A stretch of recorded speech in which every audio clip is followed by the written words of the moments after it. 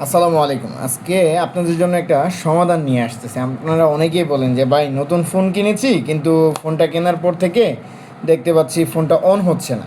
হ্যাঁ, অন না হওয়ার কারণটা হচ্ছে এই যে এখন প্রত্যেকটা ফোনের ব্যাটারিতে এখানে একটা টেপ লাগানো থাকে। হ্যাঁ, এই যে এই ট্যাপটা যখন আপনি তুলে তারপরে করবেন, এটা আমরা অনেকেই জানি না। একদম এটা কিন্তু দেখতে বোঝা যায় না, হ্যাঁ? যখন লাগানো থাকে তখন কিন্তু বোঝা যায় না। এটা যখন এইভাবে উঠাবেন, হ্যাঁ? এই যে এরকম একটা ট্যাপ উঠানোর পরে আপনি যখন লাগাবেন তখন হচ্ছে যে ফোনটা অন হবে। ঠিক আছে? আমরা ফোনটা অন করে দেখাচ্ছি আপনাদের সুবিধার্থে। এই যে Nokia ২৭২০ ফোনটা এটা। জাস্ট আপনাদেরকে এমনিতেই দেখাইলাম যে জিনিসটা এই যে দেখেন।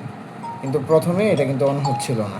হুম? তো আমরা এটা অনেকেই জানি না যে নতুন ফোনগুলোতে এইরকম ব্যাটারি কানেক্ট থাকে, মানে না জানার কারণে আমরা অনেকে হতাশ হয়ে যাই। বিশেষ করে অনলাইনে যারা ফোন কিনেন, হ্যাঁ? তারা হচ্ছে যে এটা নিয়ে বেশি হতাশ হন যে, "ভাই আমি অনলাইন থেকে ফোন কিনে মনে হয় ঠকে গেলাম।" আসলে বিষয়টা না, হ্যাঁ? আমরা এটা জানি না। দোকানদার নিজের থেকে চেক করে দিলে উনি তো নিজেই এটা খুলে দেয়।